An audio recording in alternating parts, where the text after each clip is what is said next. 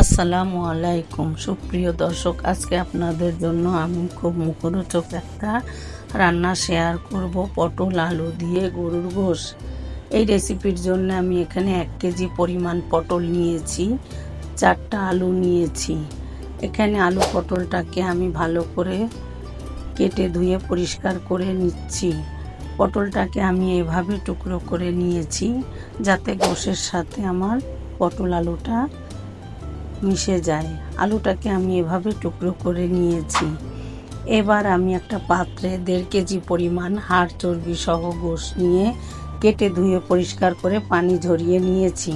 দিয়ে দিলাম এখানে আমি স্বাদমতো লবণ, 1 কাপ পরিমাণ পেঁয়াজ কুচানো, দিয়ে দিলাম 2 টেবিল চামচ পরিমাণ আদা রসুন একসঙ্গে বাটা, দিয়ে দিলাম আমি এখানে 1/2 কাপ পরিমাণ সয়াবিন তেল, দিয়ে দিলাম এখানে আমি একটু মরিচের গুঁড়া 1 টেবিল চামচ পরিমাণ, দিয়ে দিলাম জিরা বাটা।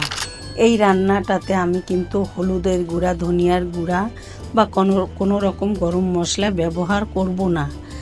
এবার আমি আমার হাতটা ধুয়ে সব উপকরণ দিয়ে আমি ভালোভাবে হাত দিয়ে মাখিয়ে নিয়েছি। এমনভাবে মাখাতে হবে যাতে মশলাগুলো গোশের ভিতর প্রবেশ করে। মাখিয়ে নিয়ে এখানে আমি একটু পানি দিয়ে হাতটা ধুয়ে ঢেকে চুলায় বসিয়ে প্রায় 30 মিনিটের মতো জাল করে নিয়েছি।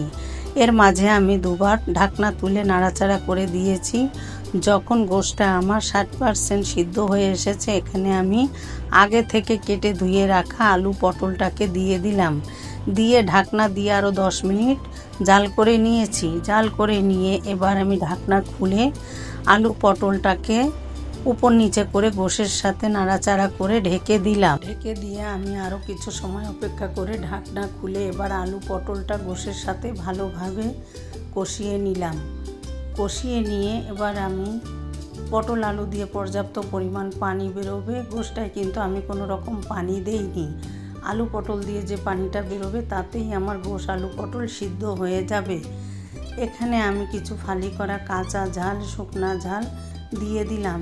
এটা একটু দেখার জন্য, আর একটু ঝাল ঝাল খেতে পছন্দ করি আমি এই রেসিপিটা, তাই আমি ঝালটা দিলাম। আপনারা আপনাদের পছন্দ অনুযায়ী ঝালটা দিতে পারেন।